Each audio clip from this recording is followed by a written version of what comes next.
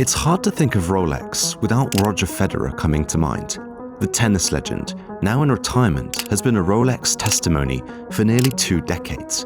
During his illustrious career, Federer could be seen donning a Rolex timepiece in the majority of his winning ceremonies, and to this day, he is frequently featured in campaigns and advertisements for the watch company. Few ambassadors synchronize as seamlessly with their brand as Federer does with Rolex.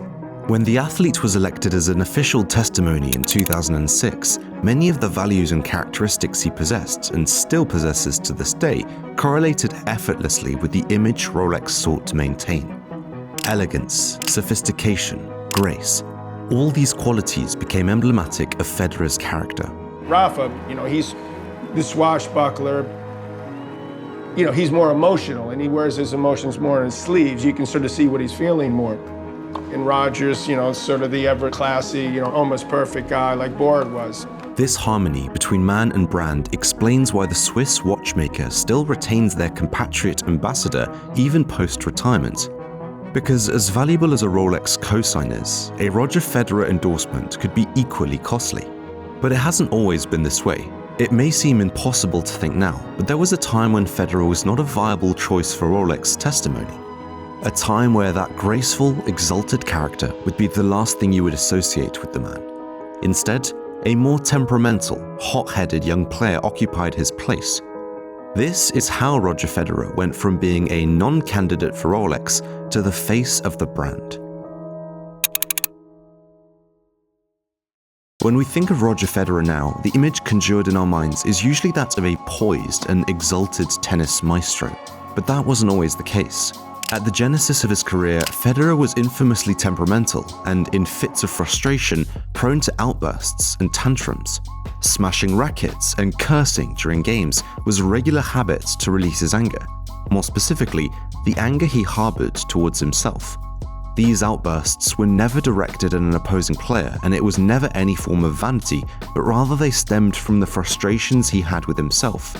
Roger was getting very angry on the tennis court. He was breaking racket or whatever when he was young, but he was always respecting the opponent.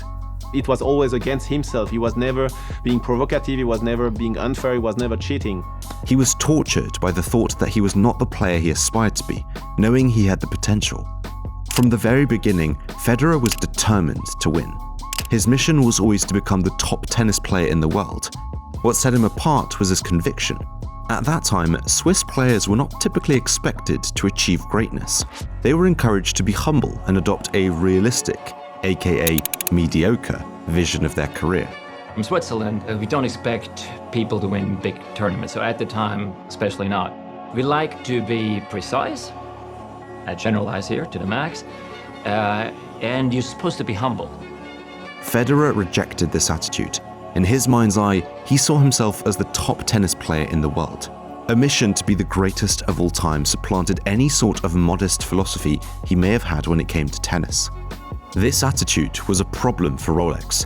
While Federer's frustration was a reflection of his drive and hunger to win, the optics suggested otherwise. From the outside looking in, Federer was nothing more than a petulant and impulsive brat. This image did not align with the narrative of Rolex, which revolves around sophistication and precision. The attitude and perception of Federer is so important to Rolex that even today on their website, they state, quote, early in his career when he was ranked in the top 100 players, Federer was, by his own admission, a very impatient and sometimes bad-tempered athlete. He decided, in his own words, to become his own best friend, and so, the champion learned to manage pressure and show the utmost respect for the game. Alongside symbolic association, there is, of course, the aesthetic aspect of being the face of a brand. Federer at that time did not visually fit the image of a Rolex ambassador. Today, he is known for his debonair and traditionally sharp appearance, but in the early 2000s, Federer sported a much more bohemian look. Although I personally think he rocked it, the long hair definitely had a relaxed demeanor to it that didn't evoke the sophistication expected of a Rolex ambassador. I would maybe walk around like this at 20 years old, it's like fine, but you don't take a studio picture shot like this. It feels like I'm trying hard on the hair. I wouldn't wear this again, but hey, no regret. As we know now, the young player did not stay temperamental or impulsive. He instead went on to be the poster child for honor and grace in sport. As the earlier quote from Rolex suggests, Federer came to the realization that to be the top player, he had to learn self-restraint. He had to be controlled and cool-headed in how he behaved and in how he played. That he had to, quote, become his own best friend, to be able to reach the heights he wanted to achieve. You know, I was not so strong mentally before. You know, I would be very emotional on the court, you know, very sad sometimes, you know. I would cry after matches and I was not, yeah, you know, everybody talks about how mentally fit and tough I am, and you know, I'm surprised too how far I've come, you know, from making it actually a weakness to making it a strength, but it actually can show that anybody can change if you really want to. This change in philosophy was exactly what the athlete needed. The refreshed outlook on life and sport propelled the Swiss player to secure his first Grand Slam title in 2003 at Wimbledon. Alongside the personal need for change, Federer also recognized the power of optics, the significance of controlling how others perceive him. Me playing, throwing rackets and shouting and what is the commentary saying about me, I didn't like that. And I said, I'll change from here on. How I take this is not that Federer caved to external PR pressures, but that he wanted to have agency and control over how others perceive him. Federer became the architect of his image. This level of control and upkeep around not just his tennis career, but in the crafting of his personal narrative and public image is one of the reasons he has emerged as one of the most indelible figures in sports history. 2004, a big year for Federer. This was the first time Federer won 3 of the 4 majors within a single tennis calendar. Federer became the first man since 1988 to secure victory in 3 out of the 4 Grand Slam events in the same year. During this period, he was regarded as singularly dominant in the game, the best tennis player in the world, having no formidable rivals. His playing style was characterized by elegance, precision, and poise. It seemed as though he drew inspiration from all the greats of the game, yet simultaneously managed to create something entirely new and never seen before. As his career grew and his public image began to take shape into the man we recognize now, brand endorsements became a no-brainer. Enter Maurice Lacroix. In June 2004, it was announced that Federer and Maurice Lacroix had agreed to a 5-year partnership deal. The contract stipulated that Federer would serve as an ambassador and feature in advertising, point-of-sale presentations, and public relations for the brand. At this point, Rolex would have shown definite interest in the tennis player. Federer had personally endorsed Rolex by wearing their watches in the early 2000s, but the luxury watchmaker never took the initiative to designate the tennis player as an official testimony. He simply wasn't the right fit for the brand at the time. But now? Now he wasn't just the best player in the world, but also a man who had evolved. A man who exemplified what the Rolex brand values so dearly in both a testimony and a person. But for one reason or another, the watch company was not able to make it happen. But they weren't willing to give up so easily. 2 years later, in 2006, something completely unheard of happened. It was reported that Federer had terminated his partnership deal with Maurice Lacroix 2 years into a 5-year contract and almost immediately signed with Rolex.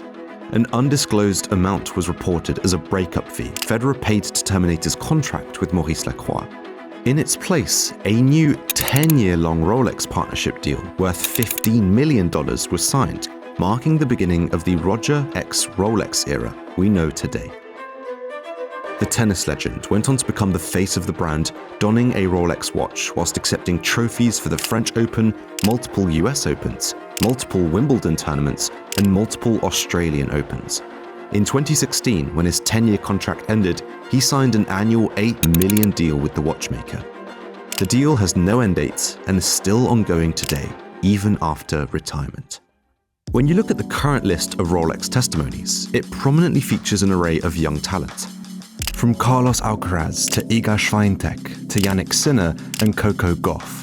The brand is undoubtedly targeting the next generation of luxury watch customers, as emphasized by Rolex chief executive Jean-Frédéric Dufour at last year's Watches and Wonders show, where he stated, quote, "It is very important that once a year we showcase that wearing a watch is trendy, and even something for the youngest generation, which is not used to wearing watches." Another reason Rolex is actively investing so much young talent might be that rather than letting the clock tick, as they did with Roger, the brand now understands the importance of giving young athletes a chance, to give them an opportunity to grow and evolve with the brand. It may not be worth it to risk losing a player with immense talent and potential to a rival brand, as they did with Roger to Maurice Lacroix in 2004. Today, even amidst a sea of young talents endorsing Rolex from both tennis and other sports, Roger Federer remains the exemplar testimony. His elegance, sincerity, and graciousness shines through in everything he does. His journey towards becoming a testimony was not as straightforward as it might seem, but that complexity adds to the narrative. This great athlete and sporting legend didn't have his accolades handed to him. He had to work for them.